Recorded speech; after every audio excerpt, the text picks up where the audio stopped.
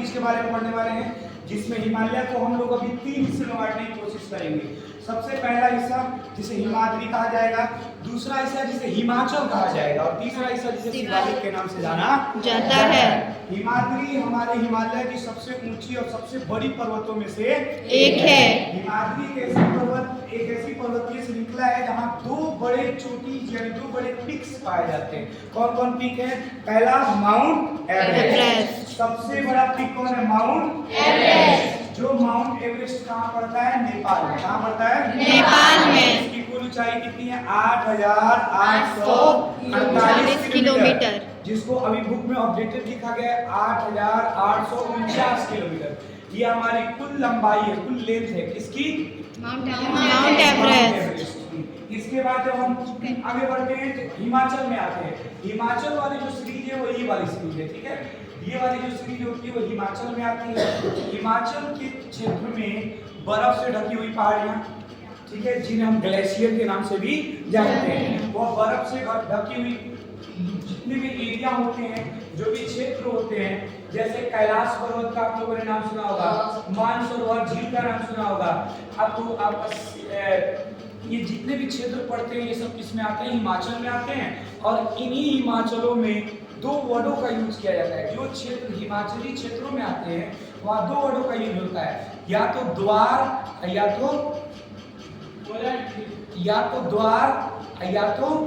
दुन। द्वार या दुन। इसलिए देखिएगा इन क्षेत्रों में पाए जाने वाले क्षेत्रों को देहरादून कहा जाता है। क्या कहा जाता है?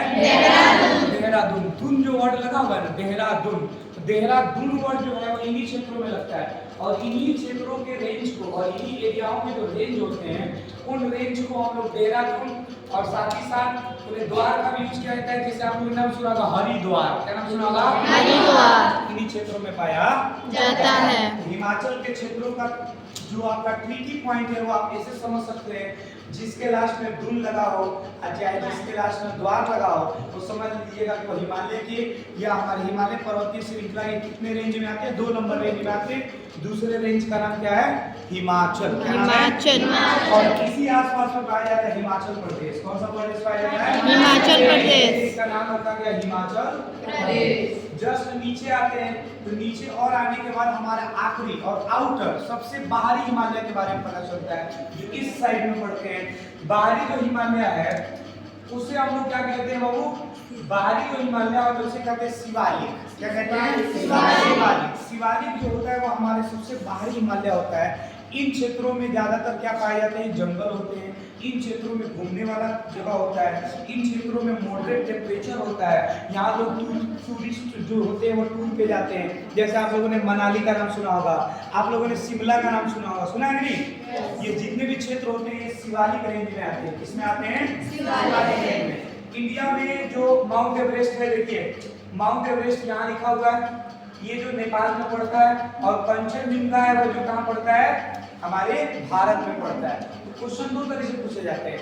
सबसे बड़ा, सबसे ऊंचा, दुनिया का सबसे ऊंचा और सबसे बड़ा जो एवरेस्ट पीक ऑफ एवरेस्ट है वो कौन है? Mount Everest. और ये कहाँ है माउंट एवरेस्ट? नेपाल में। माउंट एवरेस्ट कहाँ है बाबू? नेपाल में है।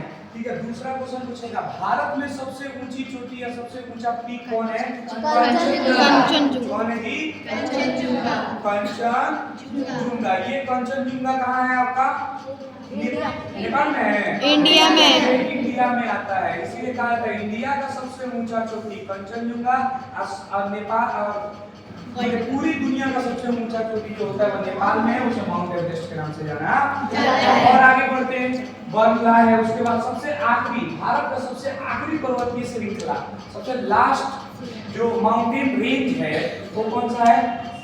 नमचा बरुआ।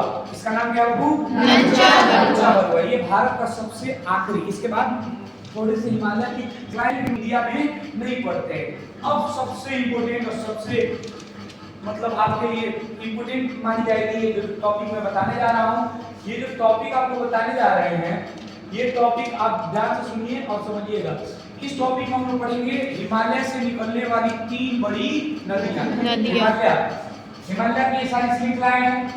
हिमालय पर्वतीय श्रृंखलाओं से, इन हिमालय के जो माउंटेन रेंज हैं, इन माउंटेन रेंज से आपके क्या निकलते हैं, 3 नदियां निकलती हैं जो इंपोर्टेंट है। नदियां तो वैसे बहुत सारी निकलती हैं, लेकिन इंपोर्टेंट कितनी नदियां हैं, 3। सबसे पहले जो नदी निकलती है वो हिमालय की इस रेंज से होती है। देखिए इस रेंज से वो एंट्री मारती है, तो पूरा हिमालय पर्वत है। ये सब जो मैंने बनाया ये क्या है, आपके हिमालय रेंज है।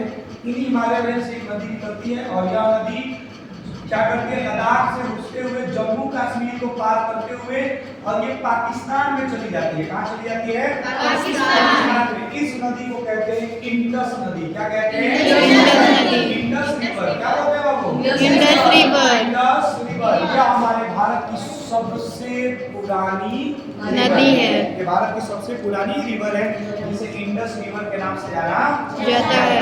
ठीक है, इंडस जो रिवर है ये हमारे हिमालय के सबसे ऊपरी हिस्सा हिमाद्री से रिलीज होता है। और यह कैसे होता है, कैसे निकलता है, यह निकलता कहाँ से बाबू, यह ग्लेशियर के पिघलने से निकलता है। और वही ग्लेशियर जो होता है वो पिघलकर और एक नदी बनाता है, जो नदी हमारे जम्मू और कश्मीर से होते हुए और कहाँ जाता है, पाकिस्तान में चला जाता है। अब पाकिस्तान से बहते हुए ये पेशावर में जाता है और पेशावर से होते हुए क्या होता है, अरब सागर में जाकर मिल जाता है। बात समझ में आई, अरब